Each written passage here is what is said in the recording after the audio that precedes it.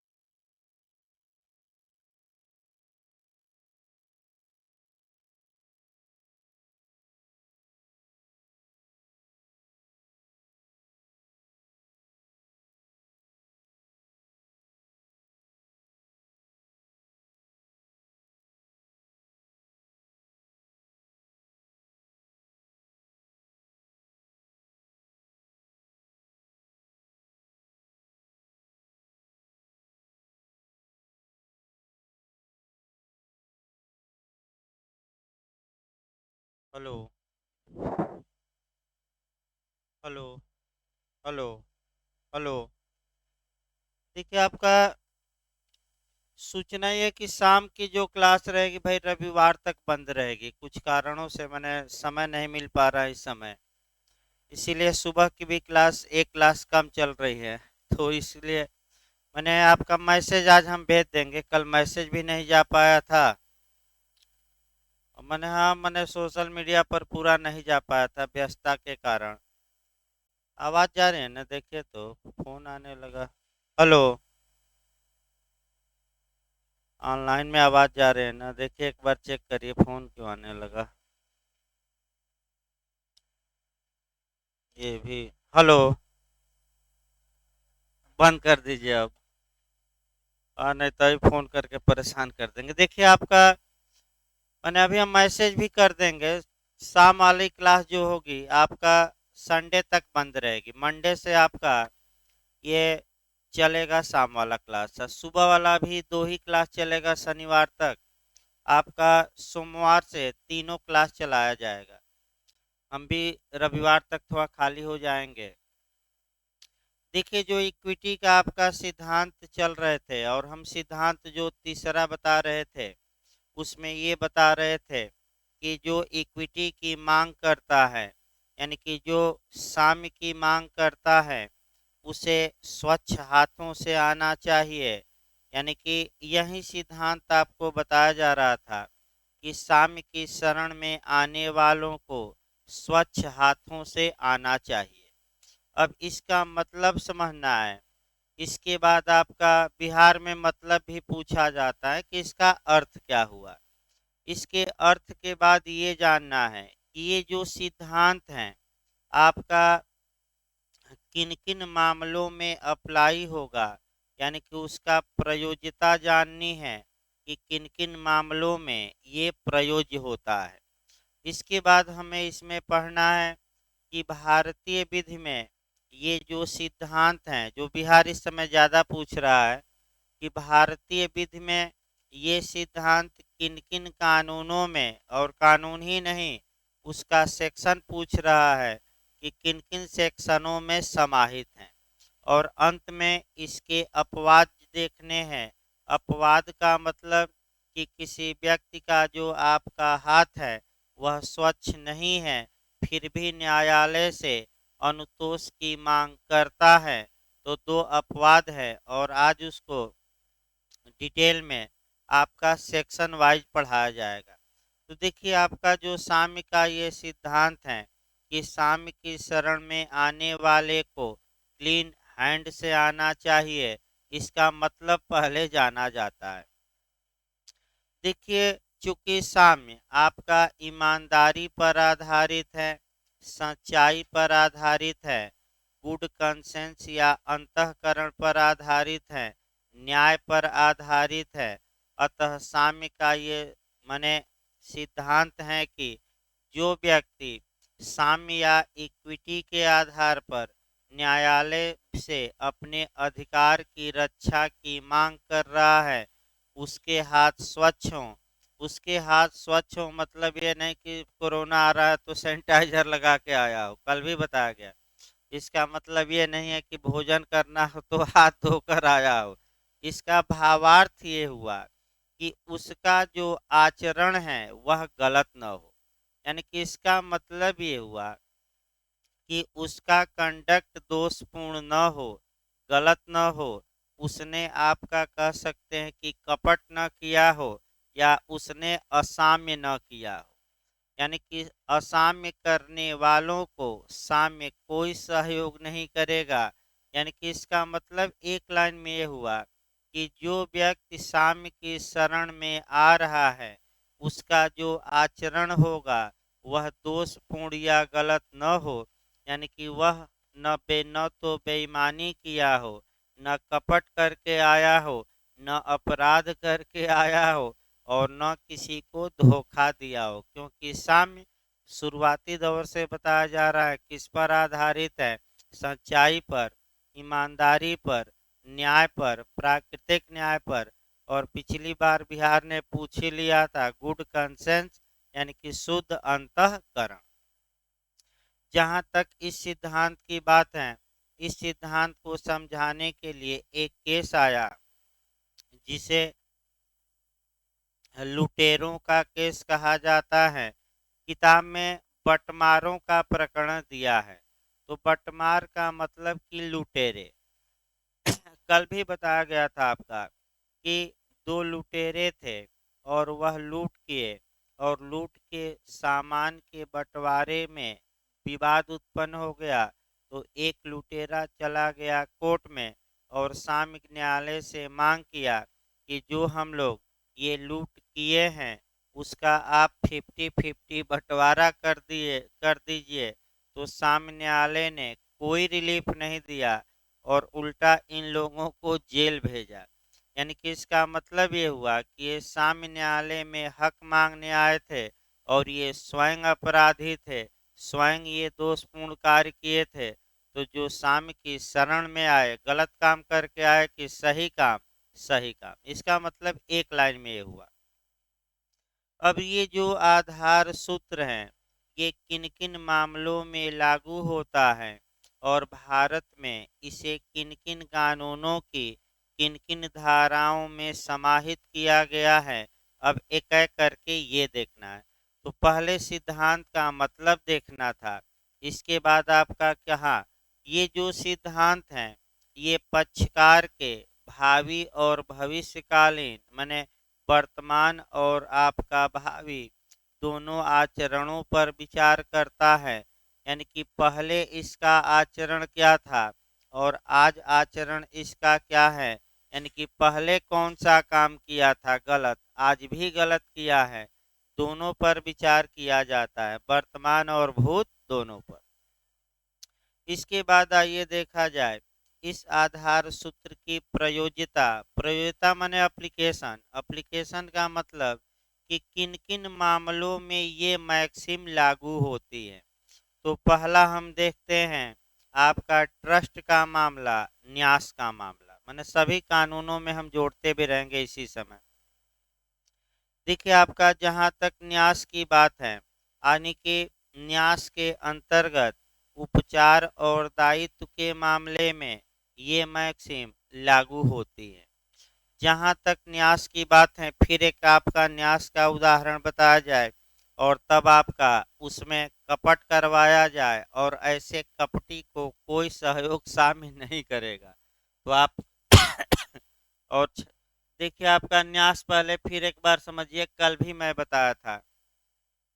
मान लीजिए ये एक मकान है, ठीक, और ए ने इस मकान का न्यास टीपीए में भी बताया गया था भाई, ये नहीं कि नहीं बताया गया था।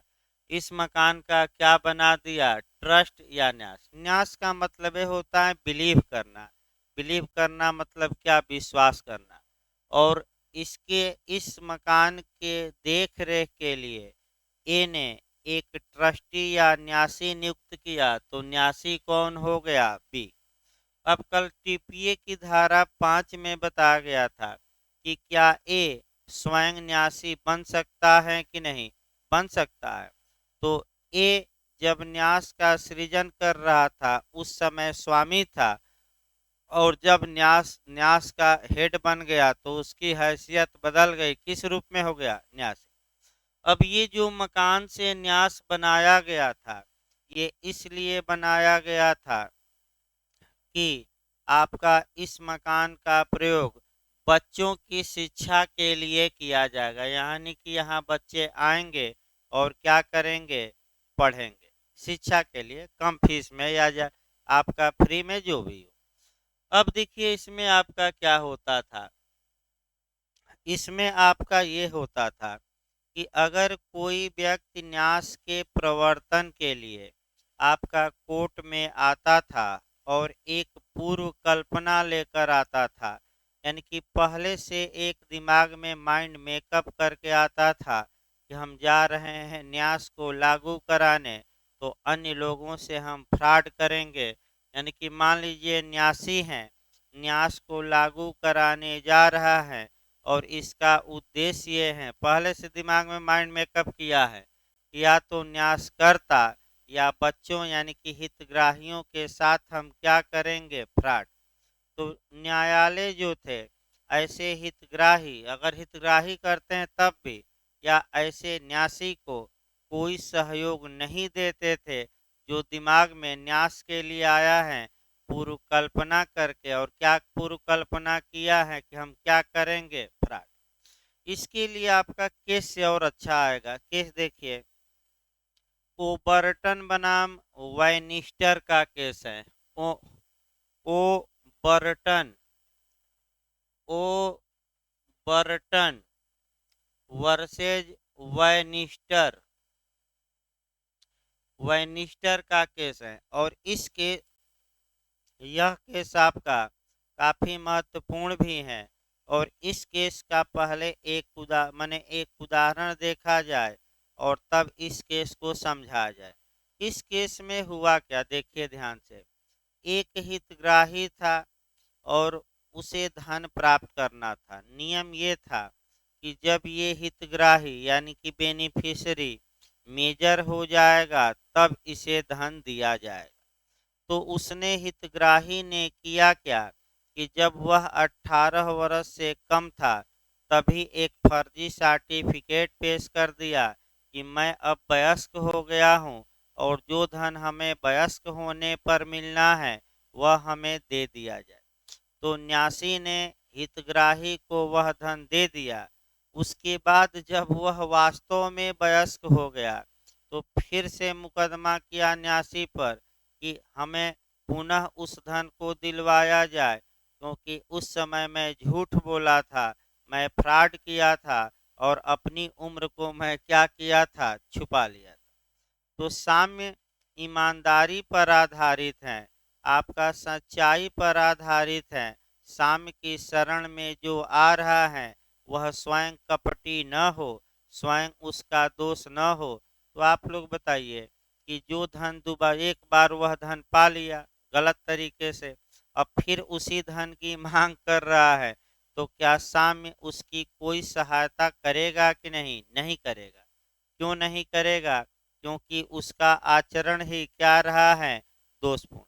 और साम्य न्यायालयों ने ऐसे मामलों में ऐसे व्यक्ति को अधिक माने रिलीफ देने से इनकार कर दिया और इनकार कर दिया। तो ये पहला उदाहरण रहा आपका कि जहां फ्रॉड को लेकर न्यास के मामले में क्या किया जाता है? मुकदमा। जहां तक दूसरा आपका है, आपका प्रयोज्यता, वह संविदा का विशिष्ट पालन के मामले में, यानी कि स्पेसिफिक परफॉर्मेंस ऑफ कॉन्ट्रैक्ट। देखिए सारे की धाराएं भाई आपका, फिर एक बार देखिए आपका संविदा का विशिष्ट पालन, ये जो गवर्न होता है, ये विनिर्दिष्ट अनुतोष अधिनियम 1963 की धारा 9 से लेकर 25 तक, यानी कि किन संविदाओं का विशिष्ट पालन कराया जा सकता है, किनका नहीं कराया जा सकता है, इसका उल्लेख स्पष्ट रूप से किया गया है। और ये सारे की किन धाराओं में? 9 से लेकर 25। जो लोग एमपी एमपी डाल रहे हैं सारे हैं, इसको अच्छे से पढ़िएगा। अब यहाँ आपका 2 सेक्शन विशिष्ट पालन पहले समझिए होता क्या है, तब आपका मुख्य रूप से 2 सेक्शन हम बताएंगे जो एक दूसरे के ध्रुव विरोधी हैं। और कम से कम ये सेक्शन 2 याद रखिएगा, कौन कौन, ये सारे का सेक्शन 10 और ये सारे का सेक्शन 14। खूब बिहार पूछता है ये, यानी कि इन दोनों में कैसा आंकड़ा रहता है 36 का हम बताएंगे। अभी पहले संविदा का विशिष्ट पालन होता क्या है ये फिर से एक बार हम बता रहे हैं। वैसे कल भी मैं बताया था लेकिन फिर एक बार हम बता रहे हैं। संविदा का विशिष्ट पालन या जो आपका जो दिया गया है वह विनिर्दिष्ट अनुतोष नियम या विशिष्ट अनुतोष नियम आपका 1963 में दिया गया है। संविदा का विशिष्ट पालन जर्मी बेंथम के इस कोटेशन पर आधारित है कि जो वस्तु जिसकी है उसे दे दी जाए, बदले में कोई अन्य वस्तु पाने के लिए बाध्य न किया जाए। लेकिन अगर न्यायालय कोई अन्य वस्तु हमें दिलवा देता है तो हमें कोई आपत्ति नहीं है, लेकिन हमें वही वस्तु दिलवाई जाए जिसके लिए संविदा हुई थी। अब उदाहरण के रूप में आया जाए, देखिए ए और बी, ए ने अपना मकान बी को बेचने का करार किया, बताया भी जाएगा आपका टीपीए में एग्रीमेंट और विक्रय, तो करार किया और ये हुआ कि 6 माह बाद हम बेचेंगे। उसके पहले ही ए ने अपना मकान बी को बेचने से डिनाई कर दिया, इनकार कर दिया, यानी कि ब्रीच ऑफ कॉन्ट्रैक्ट या संविदा भंग कौन किया, ए। तो बी को क्या अधिकार है, बी को कल भी बताया गया कि 4 आपका संविदा भंग में उपचार हैं, कौन कौन। पहला संविदा का विशिष्ट पालन करा सकता है बी, दूसरा क्या, प्रतिकर भी वसूल सकता है, तीसरा व्यादेश, और चौथा क्वांटम मेरियट, यानी कि जितना काम उतना दाम। तो बी जाता है कोर्ट में और ये मांग करता है कि हजूर संविदा का विशिष्ट पालन कराया जाए। इसका मतलब कि यही मकान ए से हमें क्या किया जाए, दिलवा जाए, क्योंकि जर्मी बेंथम का भी तो यही वाक्य है कि जो वस्तु जिसकी है उसे क्या की जाए, दे दी जाए। तो ऐसी दशा में अब किन संविदाओं का विशिष्ट पालन होगा ये धारा 10 में है और किन का नहीं होगा ये सारे की किस धारा में, 14। यानी कि एक एक उदाहरण, जैसे कि मकान का मामला है तो बी जा सकता है न्यायालय से बाध्य को करा सकता है कि ए से हमें मकान दिलवाया जाए, क्योंकि ए ने एग्रीमेंट हमसे किया था। लेकिन एग्रीमेंट याद रखिए रजिस्टर्ड हो, बिना रजिस्टर्ड का कोई मतलब नहीं है। ये एग्रीमेंट अचल संपत्ति का है तो क्या होना चाहिए, क्योंकि बिना रजिस्ट्रेशन का इसका कोई खास मतलब नहीं है। किन संविदाओं का नहीं कराया जाएगा ये सेक्शन 14 में दिया गया है। एक उदाहरण हम बताते हैं केवल, आपका 14 का, आपका 10 का भाई यही उदाहरण चलेगा मकान वाला। एक उदाहरण हम बता देते हैं अलग से, आपका किस धारा का, 14 का। देखिए आपका जो व्यक्तिगत अर्हता पर आधारित संविदाएं रहती हैं, पर्सनल क्वालिटी पर, ये उन संविदाओं को विशिष्ट पालन नहीं कराया जाता केवल। तो विशिष्ट पालन नहीं कराया जाएगा तो दिया क्या जाएगा, मुआवजा। तो भाई जैसे कि सबसे अच्छा आपका जो बिहार में पूछा गया था वही हम बताएं ताकि कंपटीशन के लिए, विवाह की संविदा का विशिष्ट पालन हो सकता है कि नहीं, नहीं हो सकता। यानी कि इसका मतलब कि ए और बी ने मैरिज करने का एग्रीमेंट किया और ए ने मैरिज तोड़ दिया कि हम विवाह बी से नहीं करेंगे, तो बी कोर्ट में जाकर जबरदस्ती मांग नहीं करेगी कि हम इससे ही विवाह करेंगे और ए को आदेशित करिए कि हमसे विवाह करें, क्योंकि पहले दिन से ही मार लातम जूता बेलना और चौकी क्या होने लगेगा।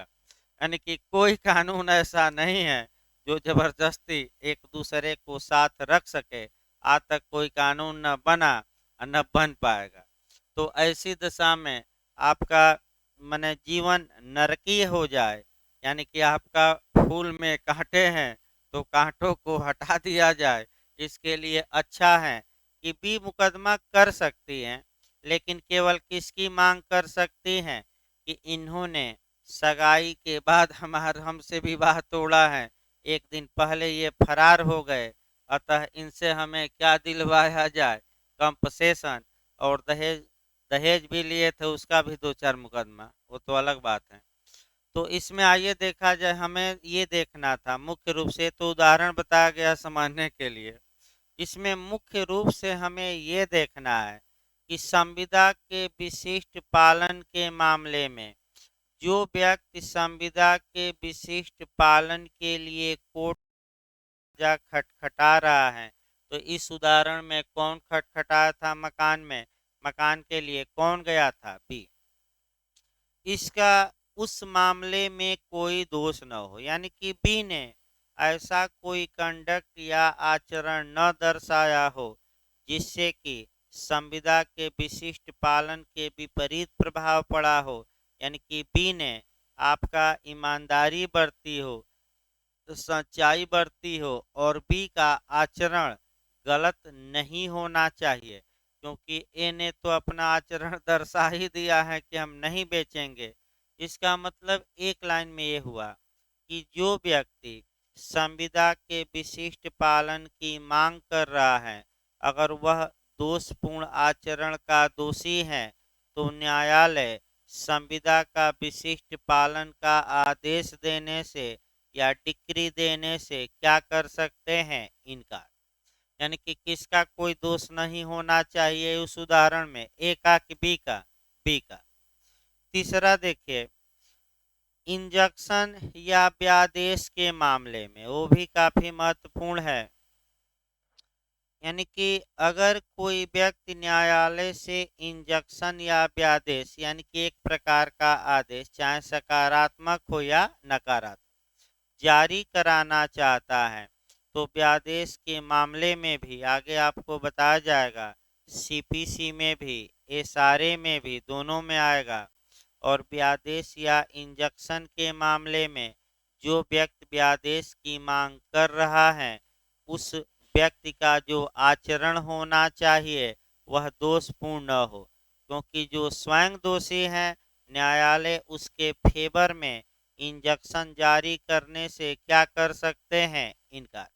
अब व्यादेश समझिए भाई, आपका व्यादेश की परिभाषा कहीं नहीं दी गई है। व्यादेश या इंजक्शन न्यायालय द्वारा दिया गया एक ऐसा आदेश है जिसके तहत न्यायालय किसी व्यक्ति को कोई कार्य करने की आज्ञा देता है या किसी कार्य को रोकने की आज्ञा देता है। अगर ये कहे न्यायालय कि आप ये कार्य करिए, तो वह व्यादेश सकारात्मक, और कह दे कि ये कार्य न करिए, तो वह व्यादेश क्या हो गया, नकारात्मक। ये याद रखिए। जहाँ तक व्यादेश की बात है, अगर टेम्पररी यानी कि अस्थाई या कुछ समय के लिए ये सब करना है, तो वह सीपीसी से गवर्न होगा, और सीपीसी का आदेश 39 से। और अस्थाई रूप से करना है, हमेशा के लिए न्यायालय आदेश देना चाहता है, तो जब अंतिम फैसला दिया जाता है तब दिया जाता है, और वह सीपीसी से गवर्न नहीं होगा, वह कहाँ से होगा, ये सारे की धारा आपका 36 से लेकर और 42 तक उसी में दिया है पूरा, एक ही बार हम बताते कहाँ से कहाँ तक, 36 से लेकर 42 तक। तो जो व्यक्ति व्यादेश की मांग करता है, उसे अब तो आगे उतना डिटेल में हम नहीं जाएंगे, बहुत लंबा चल जाएगा। यानी कि जो व्यक्ति व्यादेश की मांग कर रहा है, ये दर्शाना ही होगा आज भी कि हमारा आचरण सर कहीं से गलत नहीं है, तो गलत किसका आचरण है, प्रतिवादी का। अतः हमारे पक्ष में आप क्या जारी करिए, इंजेक्शन, ये दिखाना पड़ेगा। अब उसमें 3 बातें, व्यादेश का जब सिद्धांत पढ़ेंगे तो उसमें 3 बातें हैं। अब उतना लंबा हम पढ़ा नहीं सकते, यहाँ सीपीसी में वो बताया जाता है, लेकिन बस एक लाइन तो जानिए साम्या में, कि जो व्यक्ति इंजेक्शन की मांग कर रहा है उसका आचरण गलत होना चाहिए कि सही सही। अगर उसका आचरण गलत है तो न्यायालय इंजंक्शन देने से क्या कर सकते हैं इनका, क्योंकि इंजंक्शन देना या संविदा का विशिष्ट पालन करना के लिए न्यायालय बाध्य नहीं है। न्यायालयों का ये क्या है, विवेकाधिकार। आगे सारे में ही पढ़ेंगे आप। अगला देखिए आपका दस्तावेजों का विखंडन या विलोपन। अब दो बातें और आई आपका, जो डॉक्यूमेंट होते हैं उनका विखंडन विखंडन कराइए या विलोपन कराइए। अब विखंडन का मतलब क्या हुआ, विलोपन का मतलब क्या हुआ। विलोपन का मतलब ये हुआ कि कुछ बातें हटा दिया जाए, और विखंडन का मतलब कि दस्तावेज को रद्द कर दिया जाए। तो जहां तक विखंडन और विलोपन की बात है, ये भी आपका विनिर्दिष्ट अनुतोष अधिनियम 1963 से गवर्न होता है। और विखंडन के लिए जो धारा हमें एसआरए में देखनी रहती है 27, और विलोपन के लिए जो धारा है 31। यानी कि विखंडन का नियम आपका कहाँ दिया गया है, तो विनिर्दिष्ट अनुतोष अधिनियम 1963 की किस धारा में, 27 में। और विलोपन के बारे में 31 में। और भी धाराएं, केवल मुख्य धारा हम बता रहे हैं, ये नहीं कि पूरा। अब आइए एक पहले विखंडन कराया जाए, पहले फिर एक बार देखिए भाई। ये जो सिद्धांत चल रहा है इसका मतलब ही यही हुआ कि जो व्यक्ति साम्य न्यायालय से अनुतोष की मांग कर रहा है, उस मामले में उसका जो कंडक्ट होना चाहिए, आचरण होना चाहिए, वह दोषपूर्ण न हो, गलत न हो, यानी कि वह स्वयं दोषी न हो। क्योंकि जो स्वयं दोषी है साम्य उसे कोई सहयोग नहीं करे, यही हम बता रहे हैं। अब स्वयं दोषी में तो एक विखंडन का उदाहरण देखा जाए और एक किसका, विलोपन का। पहले विखंडन देखिए भाई। एक आपका विखंडन का उदाहरण, विखंडन में रद्द करना। भाई याद करिए विखंडन मतलब क्या हुआ। अब एक उदाहरण तो देखा जाए और उसको आपका देखिए, घोड़ा वाला ही उदाहरण देखा जाए, सबसे अच्छा है भाई। पूछा भी गया था बिहार में। मान लीजिए एक गुरु है और बी चेला है। घोड़े का दाम माने बाजारू जो कीमत है, मार्केट प्राइस 1 लाख रुपया है। अब गुरु ने क्या किया कि चेले की इच्छा को डोमिनेट किया, यानी कि चेले की इच्छा को अधिशासित किया, दबा दिया, कुचल दिया। और कुचल के गुरु ने चेले से अनुचित फायदा या बुरा फायदा या असम्यक फायदा उठाया या बुरा फायदा उठाया, और 1 लाख का घोड़ा कितने में खरीद लिया, 1,000। तत्पश्चात आपका ये जो चीजें थी ये मौखिक नहीं हुई थी, एक विलेख पर क्या इसको किया गया था। तो जो जिस विलेख पर लिखा जाएगा उसे सेल डीड कहा जाएगा, विक्रय पत्र। और अगर मान लीजिए करार हुआ है तो उसमें विक्रय पत्र नहीं, विक्रय का करार। भाई देखिए दोनों में अंतर। अगर विक्रय का करार हुआ है, यानी कि चेले ने ये इच्छा व्यक्त की है कि भविष्य में हम अपना घोड़ा गुरु को क्या करेंगे, बेचेंगे। और अगर विलेख पर लिखा है विक्रय पत्र, इसका मतलब कि घोड़ा वोड़ा क्या हुआ है, बिक गया है। दोनों में अंतर है। जब भी आप देखेंगे दस्तावेज कोई तो उसमें लिखा रहता है विक्रय पत्र या विक्रय का इकरारनामा। इकरारनामा रहे तो करार, इकरार कहा जाता है। देखिए इसमें उदाहरण थोड़ा। अब चेले को 2-3 दिन बाद आप जैसे लोग समझाते हैं, भाई वकील साहब ही समझाएंगे, ये तो गुरु गुरु घंटाल निकले तुम्हारे, अब जाओ गुरु के खिलाफ मुकदमा करो, और मुकदमा करके तुम अपना घोड़ा पाओ। और जो दस्तावेज लिखा गया है, न्यायालय से कहो कि गुरु असली दस्तावेज पेश करें, मूल कापी पेश करें, और न्यायालय इस दस्तावेज को क्या करे, रद्द करे। और रद्द करके परिबद्ध कर ले, इम्पाउंड कर ले, यानी कि जब्त कर ले। तो जब यहाँ अब यही आपका सिद्धांत समझना है भाई। एक सिद्धांत हम यहाँ बता रहे हैं कि साम्य चाहने वाले को साम्य का पालन करना चाहिए।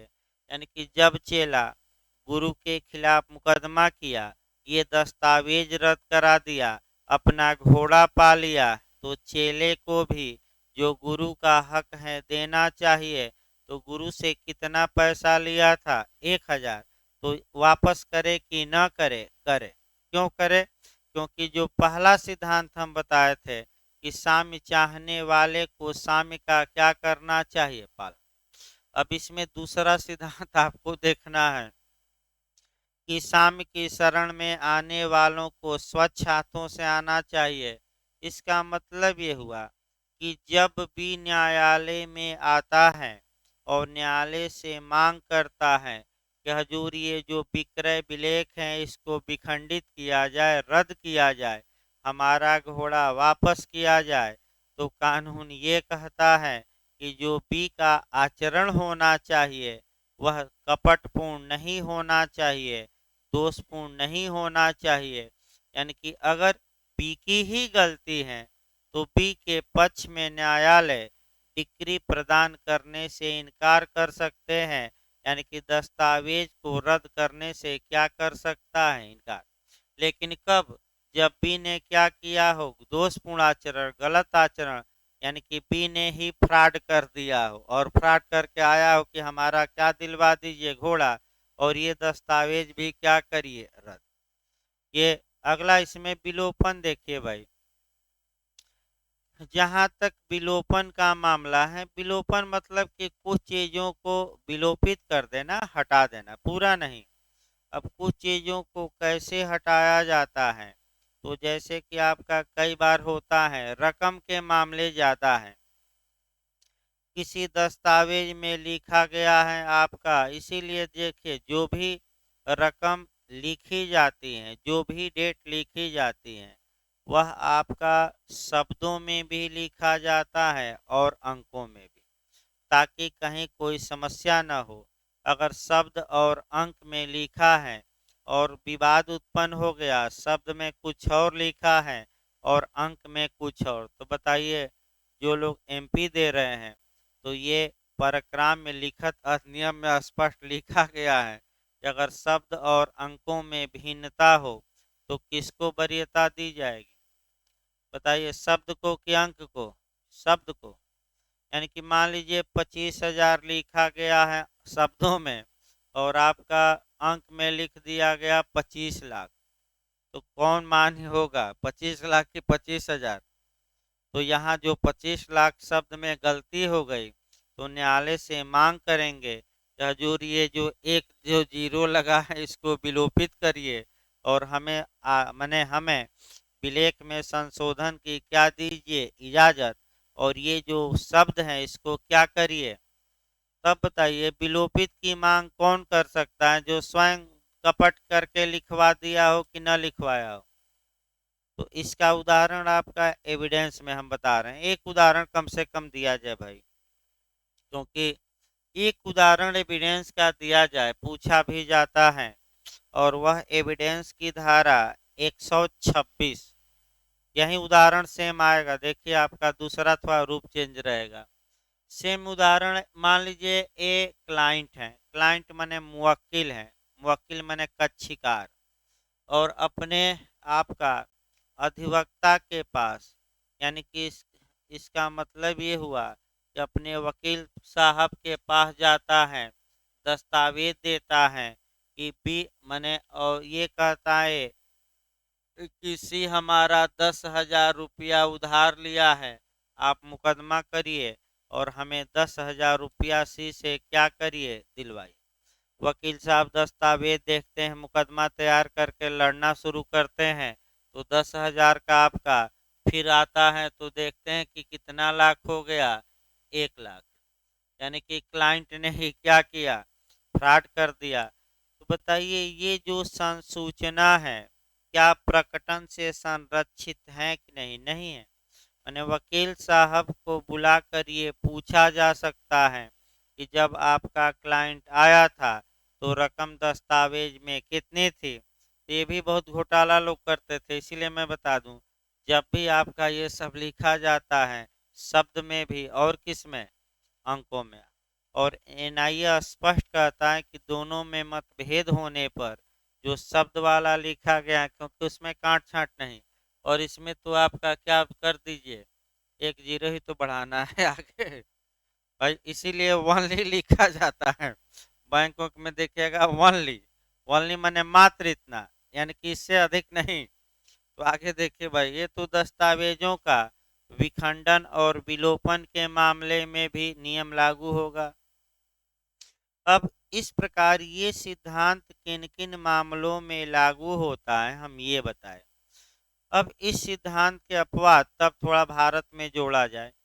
इस सिद्धांत के दो अपवाद हैं, दो अपवाद अच्छे से तैयार रखना है। दो अपवाद का मतलब ये हुआ कि अगर जो व्यक्ति न्यायालय में साम्य की मांग कर रहा है और अगर वह कपट किया है, यानी कि फ्रॉड किया है, या उसका आचरण दोषपूर्ण है, यानी कि स्वच्छ हाथों से न्यायालय में नहीं आया है, फिर भी न्यायालय उसे रिलीफ देते हैं, और देते हैं तो ये किस में आ जाएगा, इस सुक्ति के अपवाद में। दो अपवाद याद रखिएगा। पहला अपवाद है पब्लिक पॉलिसी के मामले, और दूसरा अपवाद है पश्चाताप। दो अपवाद मैं कल बताया था डिटेल में। अपवाद याद रखिए, कितने इस मैक्सिम के अपवाद हैं। अपवाद का मतलब नए लोग समझे भाई, एक्सेप्शन का मतलब कि इन दो मामलों में ये नियम लागू नहीं होगा। तो कौन दो नियम याद रखे, दो अपवाद कौन कौन, लोकनीति, और दूसरा आपका क्या है, पश्चाताप। तो कुछ पश्चाताप कराया जाए और आपका भाई सेक्शन एक,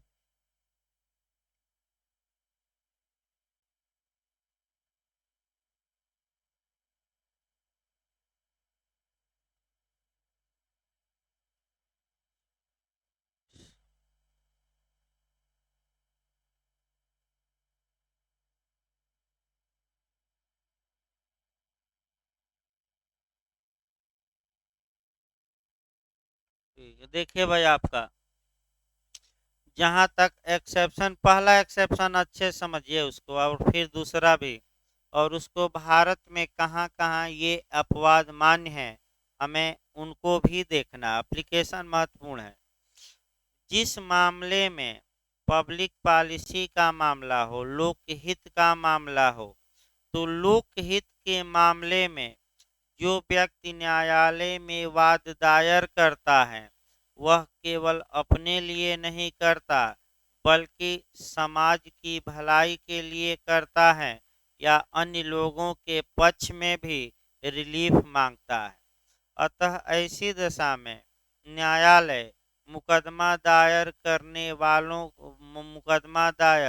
करने वाले के गलत आचरण के बावजूद भी रिलीफ देते हैं, क्योंकि वह उस व्यक्ति से संबंध न होकर किससे संबंधित रहता है, अन्य व्यक्तियों से या समाज से। इसका भारत में सबसे उत्तम उदाहरण लोकहितवाद है, पब्लिक इंटरेस्ट लिटिगेशन है, या जनहितवाद है। जनहित, जो व्यक्ति जनहितवाद दायर करता है, उच्चतम न्यायालय में अनुच्छेद 32 के तहत, हाई कोर्ट में 226 के तहत, वह अपने लिए नहीं जाता, वह किसके लिए जाता है, अपने लिए भी जा सकता है, लेकिन मुख्य रूप से किसके लिए, समाज के लिए या अन्य व्यक्तियों के लिए। और न्यायालय जो भी निर्णय देता है, वह केवल उस पर लागू नहीं होता, बल्कि लोकहितवाद में अन्य व्यक्तियों पर। तो ऐसी दशा में भले उसका आचरण गलत हो, लेकिन न्यायालय उसके फेवर में निर्णय देता है, क्योंकि वह मामला व्यक्तिगत न होकर कैसा रहता है, लोकहित का। तो भारत में आपका लोकहित के मामले में आप थोड़ा दुर्भावना भी लेकर जाइए, तो न्यायालय जल्दी इनकार नहीं करते। और कई मामले हैं, जैसे कि मैं एक दो बार बता दूं, जो मुरली एस देवड़ा, आपका सार्वजनिक स्थानों पर धूम्रपान निषेध किया गया। तो ये आपका राजनेता थे, मंत्री भी बने थे बाद में कांग्रेस सरकार में, और ये कंपनियों के से कुछ विवाद हो गया तो इन्होंने लोकहितवाद दायर किया। यानी कि ये थोड़ा मैंने कह सकते हैं कि ईमानदारी से नहीं गए थे, फिर भी न्यायालय ने इनके फेवर में निर्णय दिया, क्योंकि ये उनसे अटैच केवल न होकर ये पूरे समाज से अटैच था और सार्वजनिक स्थानों पर धूम्रपान या स्मोकिंग पर सुप्रीम कोर्ट ने क्या लगा दी रोक। तो अभी भी लोग ट्रेन में, बस में आपका धूम्रपान करते हैं, पुलिस आती है तो भाई 500 रुपया जुर्माना दीजिए, तो 500 के बदले 10-20 लेकर क्या करती हैं भाई, भाई रसीद काटिए तमाम ताम झाम की 500 जमा, तो 500 न देकर 10 रुपया में काम हो जाता है। तो आप देखे होंगे कि पकड़ते हैं तो चलो 50 दो, 100 दो, 10 ही दे दो। और आप जैसे 2-4 लोग रहते हैं तो वो आपका पैसा चुरवा के रखते हैं अलग से और पर्स दिखा देंगे कि हम तो घर जा रहे हैं, अब हम पढ़ने वाले हैं, कहाँ पर्स में पैसा है, चलिए जेल ले चलिए। वैसे भी पिताजी पैसा नहीं दे रहे हैं, 2-4 दिन वहाँ भोजन तो सुरक्षित मिलेगा, तो पुलिस वाले हाथ जोड़ लेते हैं कि हम भी एक समय ऐसा ही किए थे, तो ये भी बच्चा कर रहा है तो क्या किया जाए, अभी छोड़ दिया जाए, पढ़ने वाला है। तमाम ऐसी घटनाएं हुई हैं भाई। अगला देखिए, यानी कि पहला ये बताया गया, फिर एक बार अपवाद देखिए कि अगर कोई मामला है जो लोक हित से संबंधित है, तो भले जो व्यक्ति न्यायालय में वाद दायर कर रहा है उसका आचरण गलत ही क्यों न हो, फिर भी साम्य न्यायालय उसके फेवर में क्या देते हैं, निर्णय क्यों देते हैं, क्योंकि उससे व्यक्तिगत उससे संबंधित नहीं है बल्कि किससे रिलेटेड रहता है, समाज से या सोसाइटी से। और दूसरा आपका है पश्चाताप। पश्चाताप यानी कि आपका प्रायश्चित करना, पश्चाताप करना, इस पर पहले थोड़ा डिटेल में देखिए और तब आपका 3 एंगल से इसको देखना है। देखिए, आप भले आप एंगल ना समझ पा रहे हो। एक आपका आईपीसी की धारा 73 और 74 हम देखेंगे। कौन सी धारा? 4 एंगल हम बताते हैं, 73-74 आपको हम पढ़ाएंगे पश्चाताप पे। फिर दूसरा जो पढ़ाया जाएगा पश्चाताप पे, वह दंड के जो सिद्धांत हैं, एक्सपेक्टरी थ्योरी या प्रायश्चितात्मक सिद्धांत, एक्सपेक्टरी थ्योरी, प्रायश्चितात्मक सिद्धांत बताया जाएगा। फिर तीसरा एंगल आपका 142 अनुच्छेद हम बताएंगे संविधान का, और चौथा सीआरपीसी की धारा 348। यानी कि पश्चाताप जब भी पढ़िए तो इन चारों को एक जगह एकत्र करके पढ़िए और चारों को हम अलग अलग बता रहे हैं।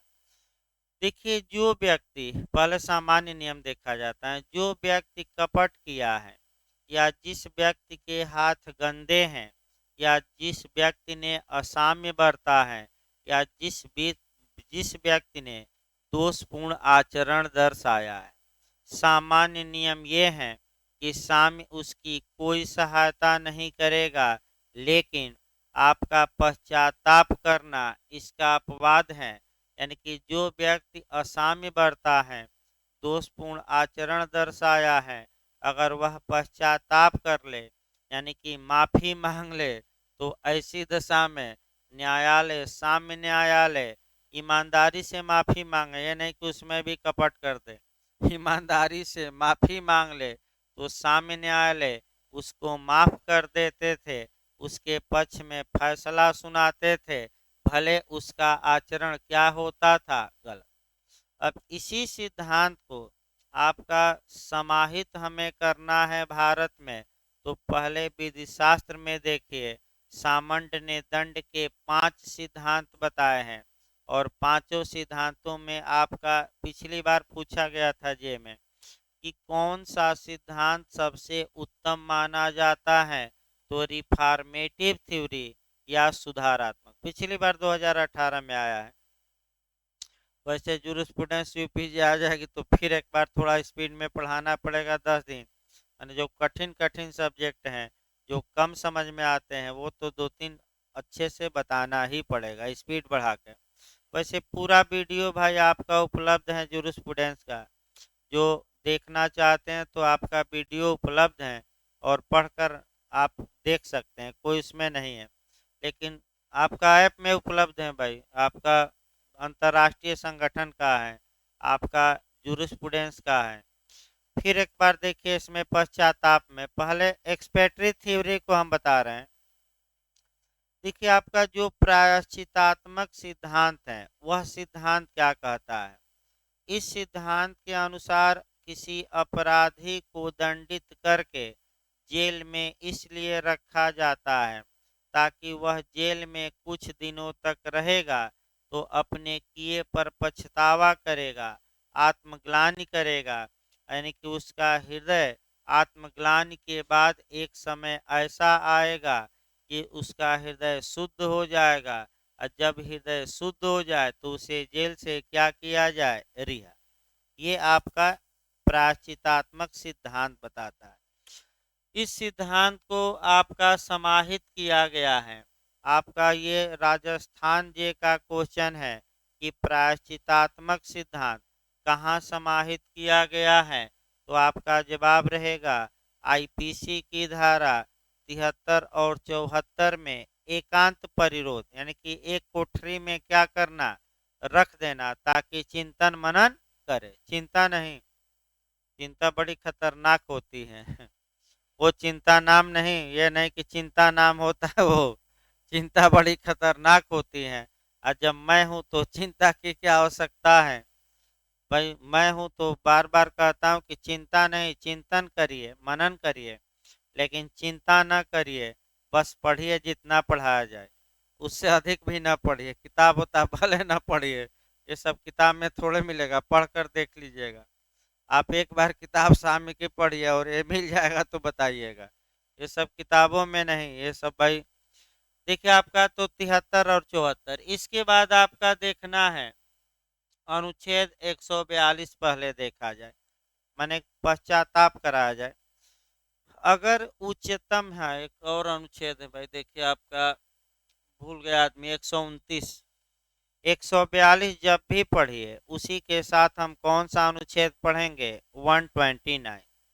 दोनों अनुच्छेदों में देखिए, अनुच्छेद 129 के तहत उच्चतम न्यायालय किसी भी व्यक्ति को अपने अवमान के लिए, कंटेम्प्ट के लिए, यानी कि अपने आदेश का उल्लंघन करने के लिए दंडित कर सकता है।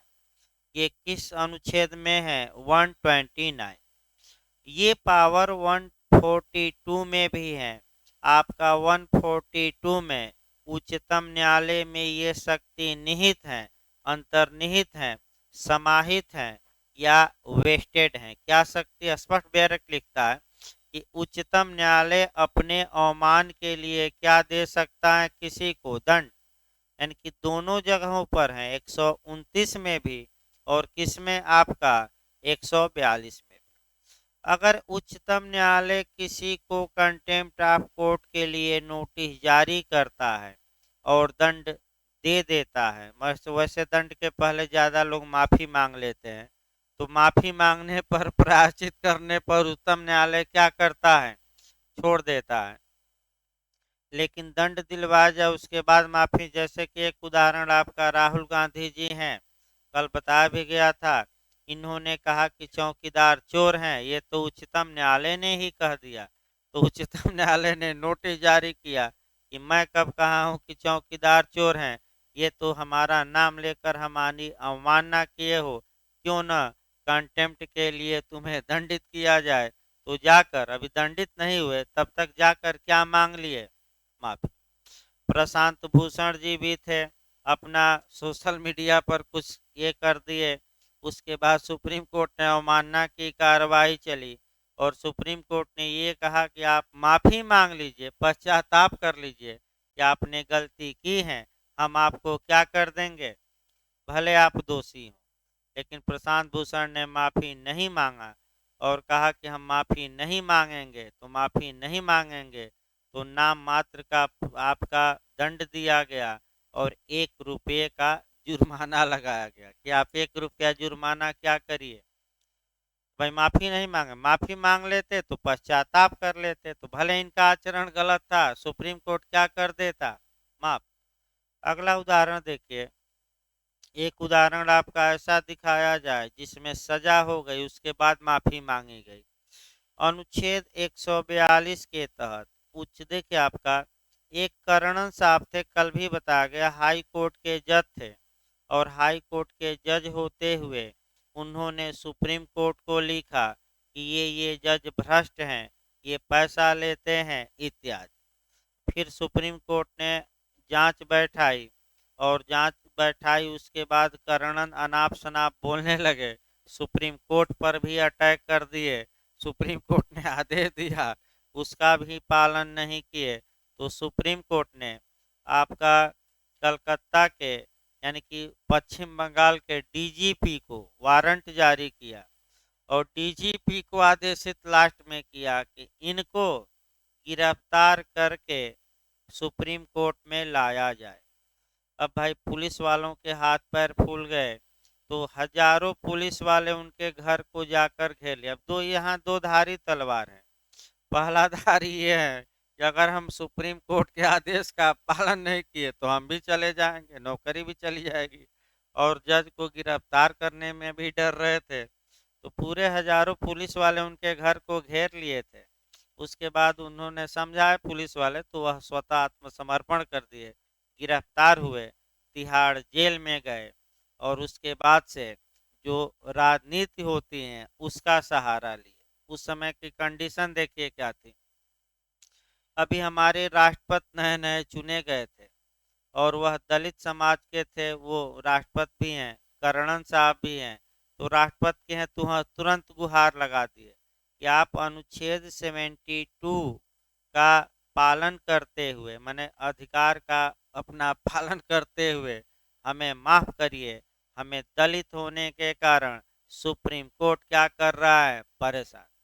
तो भाई राष्ट्रपति ने भी हाथ नहीं डाला, मैंने कुछ नहीं किया राष्ट्रपति ने। यानी कि हम भी इस वर्ग के, आप भी इस वर्ग के, इस नाते तो हमारा सपोर्ट करिए। लेकिन राष्ट्रपति मौन रह गए, कोई रिप्लाई नहीं दिए। उसके बाद वकीलों ने समझाया होगा, बुझाया होगा कि जाकर सुप्रीम कोर्ट से क्या मांग लीजिए, माफी। तो 10-15 दिन 1 माह रहे जेल में, उसके बाद माफी मांग लिए। तो हम वही तो बता रहे हैं कि अपवाद ही तो बताया जा रहा है कि अगर किसी व्यक्ति का आचरण दोषपूर्ण है और वह माफी मांग लेता है, पश्चाताप कर लेता है, तो भले ही वह दोषी हो, लेकिन न्यायालय उसको रिलीफ क्या करता है, दे देता है। और फिर छोड़ दिया गया, वो अलग बात है कि छोड़ दिया गया, क्योंकि अंत में इन्होंने क्या मांग लिया, माफी। अंतिम जो हमें इस मैक्सिम में पढ़ना है आपका, माने अपवाद में जो दूसरा अपवाद चल रहा है वह आपका सीआरपीसी की धारा 348 देख सकते हैं। अगर आपराधिक न्यायालय ने किसी व्यक्ति को अपने अवमान के लिए दंडित किया है और वह पश्चाताप व्यक्त करता है, पश्चाताप करके माफी मांग लेता है कोर्ट से, तो कोर्ट चाहे तो उसे क्या कर सकती है, माफ। और यह स्पष्ट लिखा गया है, अपने मन से हम नहीं बता रहे हैं, किस धारा में लिखा है, 348 देख सकते हैं सीआरपीसी में, माफी मांगने पर क्या करना, उन्मोचन। अब आइए देखा जाए आपका ये जो आधार सूत्र है, इसे भारत में कहाँ कहाँ अप्लाई किया गया है। कुछ धाराएं तो अनुच्छेद बता ही दिए गए, जो एक दो बचे हैं उसको भी समेट दिया जाए। देखिए भाई, ये आधार सूत्र भारत में आपका न्यास अधिनियम की धारा 23 में समाहित है। आपका विशिष्ट अनुतोष बता ही दिया गया था। और आपका कह सकते हैं कि न्यास अधिनियम की धारा 23 में और धाराएं और अनुच्छेद हमने क्या किया, बताया ही। इस प्रकार ये सिद्धांत भी आपका समाप्त हुआ। अब अगले से लिखवा शनिवार को जाएगा भाई, कल तक अभी लेक्चर चलेगा, एक दो और सिद्धांत हो जाए तो आधा, हमें लगता है कि कल तक आधा हो जाएगा साम्य। तो 12 सिद्धांत हैं, तो 2-3 छोटे छोटे भी हैं, एक ही दिन में 2-3 निपट जाएंगे। तो आपका अगला हम सिद्धांत चलते हैं, समता ही साम्य है, यानी कि इक्वलिटी इज इक्विटी, समता ही साम्य है। देखिए आपका पहले तो समता जानिए, इक्वलिटी क्या होती है, यानी कि अब जो अगला सिद्धांत हम साम्य का बता रहे हैं कि समता ही क्या है, साम्य है। इसका मतलब क्या हुआ, और ये भी आपका क्वेश्चन बिहार में भाई पूछा गया था, अच्छा क्वेश्चन इस पर बनता है, यानी कि आपका ये जो क्वेश्चन बनता है इस पर अच्छा क्वेश्चन भी बनता है, और आपको दो तीन टेक्निकल बातें भी इसमें मिलेंगी, और कई सिद्धांत भी हमें पढ़ने हैं। लेकिन सबसे पहले इसकी भूमिका देखिए, और भूमिका के बाद आपका और चीज़ें बताई जाएंगी क्रम से। देखिए भूमिका इसलिए शुरुआती दौर में 5-10 मिनट जरूरी है कि जो भूमिका में कॉन्सेप्ट क्लियर होता है उसी आधार पर पूरा मैक्सिम चलती है। तो आपका कहावत भी कही जाती है कि समता ही साम्य है, यानी कि इक्वलिटी इज इक्विटी। इसका मतलब ये हुआ कि जहाँ समता होगी, माने जहाँ आपका समता होगी वहाँ साम्य निवास करेगा, जहाँ असमता होगी वह साम्य के नियम का उल्लंघन होगा। ये साम्य का एक महत्वपूर्ण नियम है, और सबसे व्यापक क्षेत्र में ये व्यापक भी है ये समता का सिद्धांत। और समता का मतलब ये हुआ कि कहावत भी कही जाती है कि साम्य समता से प्रसन्न होता है और असमता से नाराज। इसका मतलब ये हुआ कि जो मुकदमे के पक्षकार हैं, साम्य जो है वह किसी के प्रति भेदभाव न तो करता है और न करने की अनुज्ञा देता है। अर्थात इसका मतलब ये हुआ कि अगर वादी हैं, प्रतिवादी हैं, तो वादी और प्रतिवादी को समान हैसियत से साम्य देखता है। जो वादी का हक है वह वादी को मिले, और जो प्रतिवादी का हक है क्या हो, प्रतिवादी। अब एक उदाहरण देखा जाए भाई, सबसे अच्छा उदाहरण घोड़ा वाला ही देखा जाए कि चेले ने घोड़े को पाने के लिए मुकदमा किया, तो आपका ये न्यायालय केवल चेले को ही नहीं देखेगा, आपका गुरु को भी देखेगा कि उनके पद प्रति भी समता बरती जाए, यानी कि उनका जो हक है उनको मिल जाए, और चेले का जो हक है चेले को। यानी कि पक्षकारों को एक दृष्टि से साम्य देखता है, उसमें विभेद नहीं करता है। जहाँ तक समता के सिद्धांत की बात है, ये संविधान में भी मिलेगा, टीपीए में, कॉन्ट्रैक्ट में। लेकिन सबसे पहले हम आपका उठाते हैं कॉन्स्टिट्यूशन से। जहाँ तक आपका इसको संविधान में, पहले इस सिद्धांत को हल्का सा जोड़िए। भारतीय संविधान के अनुच्छेद 14 से लेकर 18 तक में समता का अधिकार दिया गया है, यानी कि राइट टू इक्वलिटी, ये एक फंडामेंटल राइट है। अनुच्छेद 14 में समता का सामान्य नियम है, और ये नियम कहता है कि राज्य किसी भी व्यक्ति के प्रति आपका किसी भी व्यक्ति को विधि के समता और विधियों के समान संरक्षण से वंचित नहीं करेगा। ये आपका, अर्थात इसका मतलब ये हुआ कि अनुच्छेद 14, आईएएस में क्वेश्चन बना था, जीएस में, अनुच्छेद 14 केवल ये बताता है कि जो व्यक्ति समान परिस्थितियों में है उनके प्रति समान व्यवहार किया जाए, और जो व्यक्ति असमान परिस्थिति में है उनके साथ असमान व्यवहार किया जा सकता है। ये आर्टिकल 14 में ये सिद्धांत समाहित है। समता का मतलब ये हुआ कि समान परिस्थिति में रहने वाले व्यक्तियों के साथ समान व्यवहार, लेकिन जिनकी कंडीशन या हैसियत क्या है, असमान, उनके साथ कैसा व्यवहार किया जा सकता है, असमान। इसी आधार पर रिजर्वेशन आपका दिया गया है कि जिन व्यक्तियों की हैसियत असमान है उन्हें स्पेशल प्रावधान उनके लिए किया जाए। तो भाई फिर एक बार समझिए, समता का सामान्य नियम अनुच्छेद 14 में और 15 से लेकर जो ये 18 तक हैं, ये समता के विशिष्ट नियम हैं, यानी कि वर्गीकरण की बात करते हैं। लेकिन वर्गीकरण आपका रिजनेबल होना चाहिए, उचित होना चाहिए, मनमाना नहीं, ये भी याद रखिए, तो आगे बताया जाएगा। यानी कि चूंकि अनुच्छेद 14 में मुख्य रूप से आपका समता का अधिकार समाहित है और समता ही साम्य है।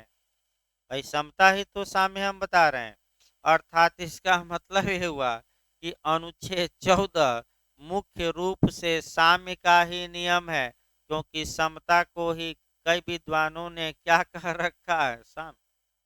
भाई यही तो हुआ कि अनुच्छेद 14 शुद्ध रूप से किस पर आधारित है, समता के बारे में जो नियम है आपका डायसी ने प्रतिपादित किया था, यानी कि इंग्लैंड के डायसी ने। और समता का मतलब हुआ कि आपका विधि सर्वोपरि है, कानून से कोई ऊपर नहीं है और सबके साथ सबके बारे में सब लोग एक ही कानून से शासित होते हैं। लेकिन मैं फिर बता दूं, ये विधि का पूर्ण नियम नहीं है समता, इसके कुछ अपवाद हैं और अपवाद हमें अब उतना नहीं जानना है, बस हम हल्का सा बता रहे थे कि संविधान में कोरिलेट। अब जहाँ तक समता की बात है, चूंकि समता ही साम्य है, इसमें हम ये बताएंगे कि जो समान परिस्थिति में है उनके साथ समान व्यवहार, असमान वालों के साथ नहीं। तो एक कम से कम उदाहरण लास्ट में हम बता दें, देखिए भाई आपका, और वह उदाहरण आपका बिहार में भी पूछा गया था, झारखंड मेंस में भी पूछा गया, उत्तराखंड में भी। अब जो भी कारण हो, ये जो सेक्शन है वर्तमान में पूछा जा रहा है। सीपीसी की धारा 73 हम उठाते हैं, यानी कि आपका और भी उदाहरण चलेगा, लेकिन पहला उदाहरण हम कहाँ से उठाते हैं, सीपीसी की धारा 73। कोई भाई कहेंगे तो कॉन्टेक्ट से भी उदाहरण है, टाट से भी है, टीपीए से है, लेकिन आपका माने ये कल बताया जाएगा लेक्चर में सभी उदाहरण और एप्लीकेशन।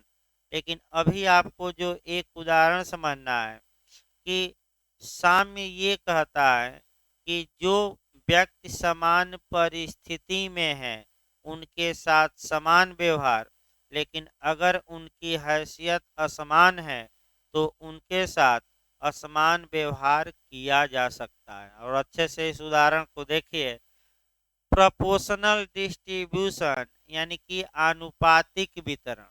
आनुपातिक वितरण का सिद्धांत आपका पूछा गया था प्री में, किस धारा में है, सीपीसी की किस धारा में, 73। देखिए आनुपातिक वितरण भाई क्या होता है, ये एक व्यक्ति हैं, ये बी से भी उधार लिया है और बी से 1000 रुपया लिया है, रकम कम ही रखते हैं। फिर सी से भी उधार लिया है, लेकिन कितना लिया है, 500। फिर डी से भी उधार लिया है 500, तीन ही बताया जाए, टोटल उधार कितना हो गया, 2000। अब ए नहीं दे रहा है तो तीनों क्या किए, मुकदमा किए, जीते भी, डिक्री का निष्पादन भी हो गया और एक की संपत्ति कुर्क भी हो गई। और जब कुर्क हो गई, बचवाई गई, तो पूरा बेचने के बाद पैसा कितने आया, 1000। यानी कि आपका देना है 2000 और रकम कितनी है। अब साम्य का ही सिद्धांत अपनाइए भाई, समान परिस्थिति में रहने वाले व्यक्ति के साथ समान व्यवहार किया जाए, लेकिन जिनकी कंडीशन असमान है उनके साथ तो असमान व्यवहार किया जा सकता है। तो अगर ये नियम न रहता तो 1000 में तीनों को बांटा जाता और वहीं आपका मैंने मैंने आपका 333-34 रुपया आता। लेकिन ये नहीं, साम ये नहीं कहता, साम ये कहता है कि अगर हैसियत क्या हो, असमान, तो विभेद मान्य है। तो विभेद करके आनुपातिक वितरण किया जाए, जो अधिक पैसा दिया है उसे अधिक मिले और जो कम दिया है क्या मिले। तो आपका बंटवारा करिए भाई, 1000 में ही तो इनको देना है, तो आनुपातिक वितरण होगा। तो भाई आधा तो यहीं पा जाएगा बी, तो कितना, और ये कितना पाएंगे, और ये कितना। तो बताइए क्या बराबर बराबर धन दिया गया? क्यों नहीं दिया गया? क्योंकि हैसियत तीनों की क्या है। अगर 500-500 रुपया दिए रहते तीनों, तब हैसियत क्या रहती, समान।